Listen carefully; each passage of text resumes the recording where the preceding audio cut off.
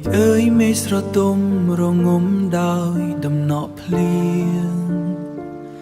ដោយរូបខ្ញុំកំពុងឈរយំកណ្ដាលវាលវិបត្តិគ្រួសារបោកបក់មកដោយរលកច្រាន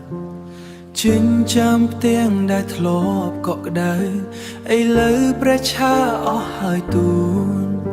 មិនទាន់ទាំងដកដង្ហើមបានធូរស្រាលបន្តិចផងស្នេហាដែលធ្លាប់បំរុងត្រលប់ជាខបំណងឡើយគេដើរចេញទៅចោលរូបខ្ញុំឲ្យនៅកំដរចម្លើយពាក្យថាបែកគ្នាលន់សូរដោយរន្ទះបាញ់ចំកណ្ដាលទ្រូងព្រះអើយហេតុអ្វីក៏ទុកជន់លើទុកយ៉ាងនេះការងារដែលធ្លាប់រំពឹងក៏ត្រូវគេដកហូតជើងព្រោះសញ្ញាត្រមហាវិទ្យាល័យនៅគៀបបង្កាយនឹងច្រមុំ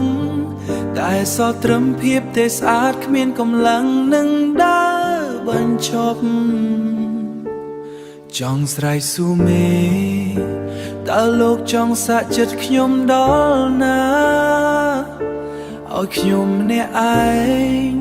រ៉ាប់រងរាវរាប់ម៉ឺនជំពប់ពេលយប់សំឡឹងពីដានទឹកភ្នែកហូរគ្មានថ្ងៃឈប់តើពេលណាទៅជីវិតនេះភ្លឺស្វាងដូចគេវិញទៅរូបកាយកាន់តែស្គមស្គាំង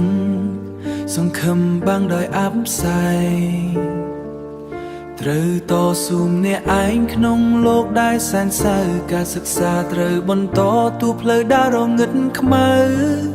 ត្រូវប្រមូលកម្លាំងចិត្តដែលសេះសល់មកជូតទឹកភ្នែកកំសត់ទោះបីជាទុកជន់លើទុករាប់ជំពូក៏មិនព្រមឲ្យជីវិតនេះលេចចុះក្នុងសមុទ្រខ្ញុំនឹងងើបឈរទោះដង្ហើមហាក់ជិតផុតស៊ូទ្រាំថ្ងៃស្អែក